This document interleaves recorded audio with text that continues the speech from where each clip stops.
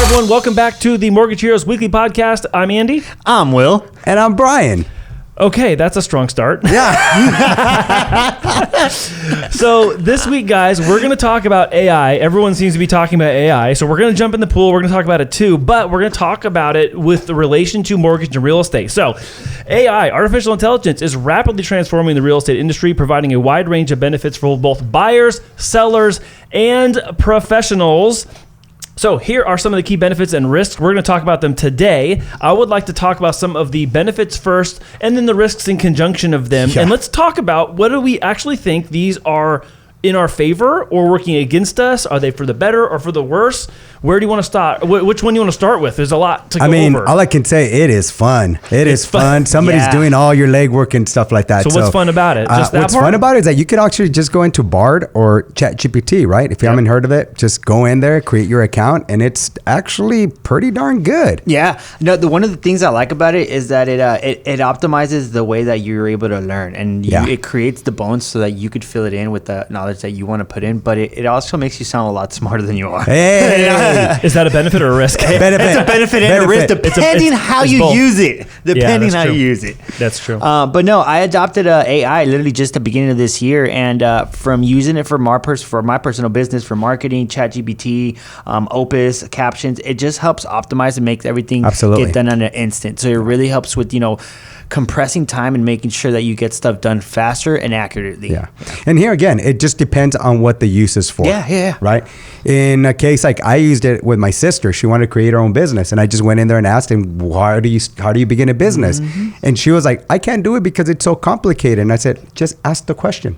Yeah. And as you ask the question, there's a follow-up question to that because it gives you some ideas. And then, okay, so where do I go? Do I create an LLC? Do I create an S Corp? And ask away. Little things like that. Ask away. There you go. Ask away. And so those are the things that I think it benefits you because of people that don't know how to start something. Yeah. It could be a good starter. Yeah. But in our industry, it could be, I don't know if it could be something very reliable. Yeah, that is an issue. One of the things that I did see is and just in anything, any system, the data that you put in is only going to be as accurate as, the data is, right? So depending on what data it's pulling from or where it's, getting its information, maybe not as accurate or as truthful as it should be, but it is a great starting point to get a general idea of what a topic is. And one of the things that I just realized is that it's almost as if the only thing that it leaves left to do is to take action. Yeah. Like you have step A, step 1, step 3. You can literally ask it in detail, and it's going to break it down, and all you have to do is take action. So now the hardest thing is just taking action. It was just, one of the things I like to compare it with, it was just like our cell phones back in the day. Oh, yeah. It started with those Motorola. It was a walkie-talkie and a cell phone. To text somebody hello, you had to put like the numbers hello, right? And you had to flip it upside down. Hello. I forget what numbers you had to put. 43770. Or 143, right? 143, I love you. Yeah, that's right. Pager talk. And things change, right? So here comes the iPhone, and the iPhone wasn't as smart as it is now. Now it's a computer. They say that when the space shuttle first went out to outer space, an iPhone was smarter than that. Yeah, there's the phone contains more computing power today than all the computer systems that launched the rocket that went to the moon. That's crazy, right? So. And so now on the iPhone, it's that much smarter because we continue to program it by putting information that we want to know more about. Yeah. So it just keeps getting smarter and smarter. And I think that's what AI is going to be, it's going to do now. Yeah, there's still a lot of molding that has to happen. I look at AI like clay, like it's there, but it has to be molded still. Like you're starting with something, but it has to become the thing you want it to be. But you have to put the work into it. Yeah. So I know it's not a perfect analogy, but that's the one I'm going to go with when we talk about the benefits and risks today. Yeah. Because some of the things that I think specific to mortgage and real estate, some of these benefits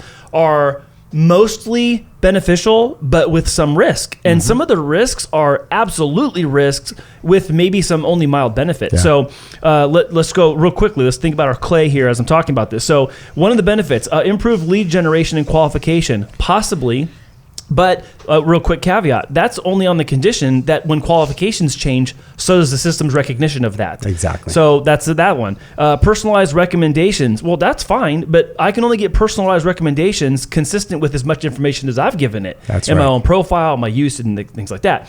Enhanced property valuation. Yes, but there's still an argument to be made for appraisers seeing things with their two eyes, seeing things that maybe a picture won't show, but you can see by looking at a different angle. Simplified and streamlined transactions, improved risk assessment, and fraud detection. Now, this is the one where that's It great. detects fraud? Well, that would be great, right? But here's the thought I had coming in this conversation. Okay, cool. You've detected fraud. Now what? Now, how do you go address the fraud? And that's, I think, this action point you're talking about is that's cool. Maybe the system can pick up on fraud, but then what after that? What It'll action's have to being be taken? taught what to do and why, under what conditions you do A versus B versus C versus D. Well, I think we're finding ourselves in the same situation like when people were adopting the iPhone and the new smartphones, where it's like the capabilities were so limited, but yet very advanced from any other technology. Right. Whereas right now we're in the beta stages of AI. It's barely being introduced to the masses. Some people don't even know how to use it.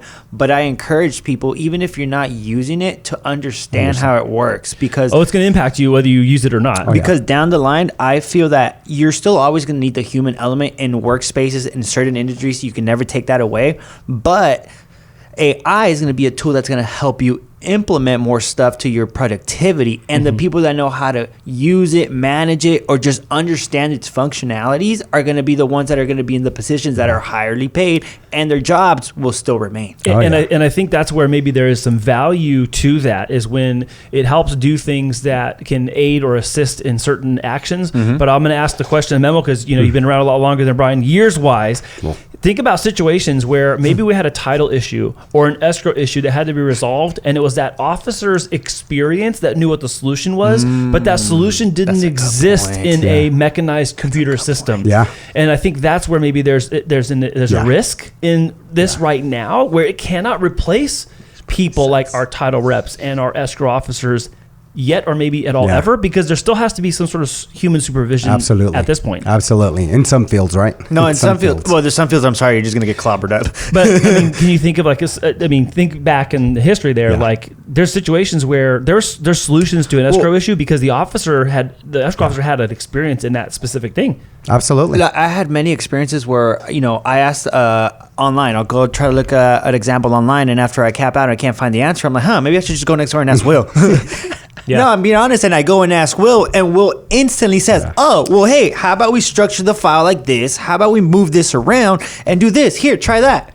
Yeah. Oh, crap. Yeah. Why didn't I do it? Internet didn't tell me that. Yeah, that's right. You know what I mean? It was an experience in the past files that Will has gone through that I was able to tap into his AI. I'm the older AI. I'm the older AI. So I tapped into his eye, his intelligence. You call it aged intelligence. Aged intelligence. That's great. Yeah, That's a good one. Aged intelligence. So on that vein, then, let me ask you guys: do you think that is there a threat that this will make the people in the industry, in mortgage and real estate, lazy or dependent on it, rather than focused on that personal growth element, remembering things, doing things that are organic and natural? Do you think that it's going to cause people to be too reliant on it? I think there's going to be a combination. There's going to be those that, take it and use it for the advantageous parts of it and, implement it to their business, not depend on it. Yeah. Then there's going to be other people that fully probably just use it, depend on it, and everything that they do is geared towards that. And then, there's people that probably won't even adopt it because they don't understand it and they don't even want to deal with learning a new software or learning a new system because, calling and writing on paper works for them and it's worked their whole life. Yeah. So I think it's going to be a combination of people. I would have to agree with that. It just depends. It's just, there's different people for different things. And I think the newer you come into understanding AI, the more that you'd want to adapt it. But for people that have been in the industry longer, for me, I don't know that that's something that I would adapt to it. Because even for me, when I got in the industry 5 years ago, there's still stuff that I do there's a lot, newer ways of doing it, but the way that I learned it is what I'm used to that works for me. Yeah. So I still do it that way when I know there's, probably easier ways, but I'm like, dude, this is what it learns for me. This is what works for me. And I'm just going to keep doing it. You still like your videos, your YouTube, and make it creative. Yeah, here's Brian. Close another escrow. Yeah, you still do the same thing. Some of us don't do that. We should do more of it. Yeah. Because there's a lot of I think there's a lot of benefits to it as well. Yeah, I think that it's like this hand in handness where I can see some of these benefits and the risks, but it's like a slippery slope too, because I'm listening to you guys talk and remembering when Zillow came out with like Zillow leads like 10 years ago. It was probably longer than that, but think about like 2012, 13, and it's like, oh, okay, Zillow has leads now. So if you're going to be in their system and you want leads, they're doing the marketing effort, they're doing that like digging for you, and they're cultivating that and bringing it to you, but that comes at a cost, right? So maybe I didn't have to go get that lead, but that's coming at a cost. But now that's a lead that I'm not getting that they are. So then I have this decision. Am I going to take the lead from the system that might be chipping into whether I'm necessary or not versus and just say yes and take it because of that. But also still have to go and originate my own loans on my own and my own effort as well. So there's a little bit of a slippery slope still, I think, for this specific topic. It can help solve some things, maybe do some things quicker, but there's a level of like complexity. I don't think it's going to kill everyone's jobs yet. Like everyone's saying like, oh, it's a foregone conclusion. It's going to kill jobs. Okay, it's possible for a lot of jobs that require someone still sitting and typing and doing things, but not everything, because there's that capacity of interpretation and decision making that we still are very heavily reliant on human decision making. Absolutely. And that's where I feel that the human element will never leave, because like even in transactions, if it can help automate the paperwork, or timelines or certain things that could just go on automatic, then there isn't the need for somebody to be behind the computer, checking that stuff off and inputting that information if it's already happening as it's happening. If that makes sense. Perfect sense. Well, and the other thing too is like I think about like think from an adoption perspective, right? Again, benefits and risks. Like there's a benefit and risk to Amazon being as quick as it is. Like we've become so accustomed to getting things next day or same day in some cases, and we can order it off the internet, and it may not even be in the same city we're ordering from, but it's going to show up in 24 hours. What happened to sending the pigeon with the message? And in some places, there's a robot moving that package to the conveyor belt to get on the truck. But that truck's still being driven by a person. That person's still putting it in my mailbox or putting it on my door. So there's still a human element. And I think until you see like a FedEx and UPS and Amazon go without all of that, there's still going to be so much relied on in real estate, because also the consumer is going to demand it. That's it. I don't think consumers are ready to hand over the keys of their home to a computer system or a software system yet to sell their home, buy a home, and handle all the pieces in between that. I think we're still far off from that, honestly. And I honestly, moving forward, I feel some of the industries or some of the people that will get impacted the most by AI is going to be minimal skill jobs and minimal labor jobs, where they can legit obsolete and take away the human labor or human element and actually just put something that's consistent that is going to do it the same way every single time, and then they don't have to virtually pay anything for that. Yeah. It just reminds me, when you're bringing up the houses, is a machine going to be selling a house? And, when you go through Escondido, there's this big CarMax thing, and you see all the cars Carvana. in there. Carvana, Yeah. It almost feels like it's a vending machine, right? Like I'll take 3 of these. What flavor do you want, honey? D4, boom. Oh yeah, there's and then I'll take D3. That's the Tesla. But think about it from that perspective. Like, how would you feel if there's something that doesn't have feelings, that only has knowledge, that could only give you, literally A, B, C type answers to then be the person that guides you into getting in the biggest debt of your life. Right. There's that human element of, having that like, hey, I just told you this, and then you tell me your feelings back, and then it gives me ease or peace of, whatever it is that I'm trying to discuss or get through, where the robot or the AI is just going to give you the logical, straightforward answer. And you're just going to be like, well, no, I don't want to do it. Wherein a person's going to influence you, walk you through, and really give you that intimate breakdown of what you're doing. Well, it's like Siri. A lot of time you ask Siri certain things, and not always giving you the proper answer that you're waiting for. Siri's sometimes telling me to turn left when there's no left, and it's going to get in an accident. I'm like, yo, Siri, what's going on here, girl? You guys saw that article? That's why I switched it, because I thought you can say that. You saw that article? There was actually a van that went into like a boat dock or a boat ramp and like in the water, because that's where the map said to go. I'm like, come on. Like, it wasn't, I don't think it was fake, but I was like, I think Google's got to get their satellite stuff straight, But everything's all AI. Everything's going. That's the new trend right now. It's the new thing, right? Like, it's how to adapt this into everything that we're doing to facilitate certain things. Yeah. That's a good point, because I think trend is the right word right now. And I'm just wondering, okay, once that kind of like novelty wears off, how much is going to stick around and still be relevant and adopted? Because I think there's a level of nuance to it. There's not every situation is the same. I mean, it's very rare that a purchase escrow is the exact same as all the other purchase escrows. There's always something different. Always. It's either it's a time frame, it's a part of the contract, it's a condition, it's a contingency, it's something that needs to be fixed on the house that didn't need on the last one. Like, you could pick of 100 or hundreds of different things that are different between one escrow and the next. You would need crazy amounts of data to make a conditional logic system that has all the possibilities and all the different circumstances that could go wrong in a. But we're building it. Like we're feeding that system. We're feeding that system all that information. So no, but this brings up the other thing I was going to ask you guys about is its accuracy. Because again, I'm making a nuanced comment, but I'm also saying there's an accuracy part to that as we feed it more escrows, we feed it more title requests, we feed it more appraisals, we feed it more contracts. It's learning along the way starts becoming may help increase the accuracy, but then it comes back still to the adoption part. Correct. Are people and companies actually going to adopt this over the human component? Yeah, and only because things are changing too. Guidelines will change. Right.